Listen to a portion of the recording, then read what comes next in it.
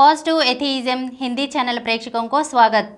आज मैं विवेक मोहन से लिखी हुई राजा राम मोहन राय पुस्तक में राजा राम मोहन राय के व्यक्तित्व के बारे में आपके सामने प्रस्तुत करना चाहती हूँ।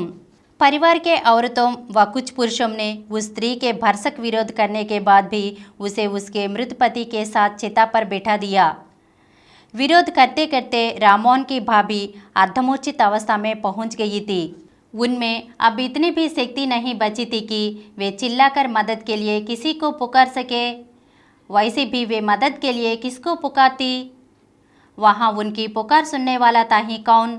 जो था उसके नन्हे हाथों में इतनी ताकत कहाँ थी जो वह अपनी भाभी की रक्षा कर पाता। सूनी आंखों से राममोहन की भाभी भीड़ द्वारा कसकर पकड़े हुए राममोहन की ओर देख रही थी।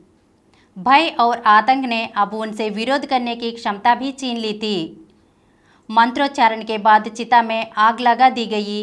देखते ही देखते चिता भस्म से जल उठी।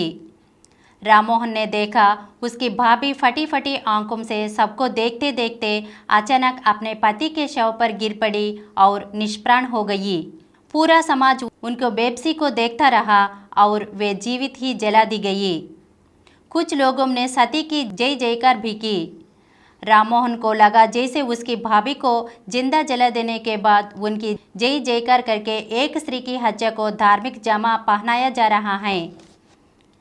इस हृदय विदारक घटना के बाद राममोहन कभी चैन से ना सो सके। उन्होंने निर्णय कर लिया कि जो भी हो जैसे भी हो वे समाज में डेरा जमाए उन सभी कुरीतियों को जड़ से उखाड़ फेंकेंगे जिनके कारण निर्दोषों पर अत्याचार किए जाते हैं, जिनके कारण एक मनुष्य द्वारा दूसरे मनुष्य को गुलाम बना लिया जाता है। वे उस समाज का ढांचा ही बदल डालेंगे जो अज्ञान के कारण मानवता की बलि ले लेता है। हालांकि यह काम इतना आसान नहीं था। धर्म इंसान के शरीर में खून ही तरह रच बस चुका था। धर्म के नाम पर जो कुरीतियां समाज में व्याप्त थी, राममोहन को उनके विरोध में अपना समर्थन जुटाना था। अशिक्षित लोगों की तो बात ही छोड़िए, शिक्षित वर्ग में से भी अधिकतर लोगों ने उनका साथ नहीं दिया। ब्रिटिश सरकार भारतीयों के किसी मामले को अहमियत ही नहीं देती थी। जल्द ही राममोहन समझ गया कि उन्हें सती प्रथा और अन्य सामाजिक कुरीतियों को विरुद्ध अकेले ही जंग लड़नी होगी। उन्होंने अपना लक्ष्य स्पष्ट कर लिया कि वे बहुविवाह, बाल विवाह, जाति प्रथा, सती प्रथा और महिलाओं पर किए जाने वाले अत्याचार, विशेष रूप से उन विधवाओं पर जिनके पास अपना कहने के लिए कुछ भी नहीं होता, उनके लिए लड़ेंगे। अगले एपिसोड में राजा राम मोहन राय के बारे में और कुछ अंशों को जानेंगे। धन्यवाद।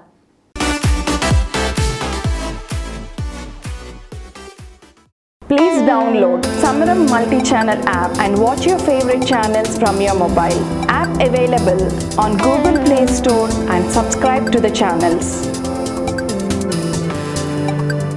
For more videos, please subscribe to this channel Positive Atheism and activate the bell icon.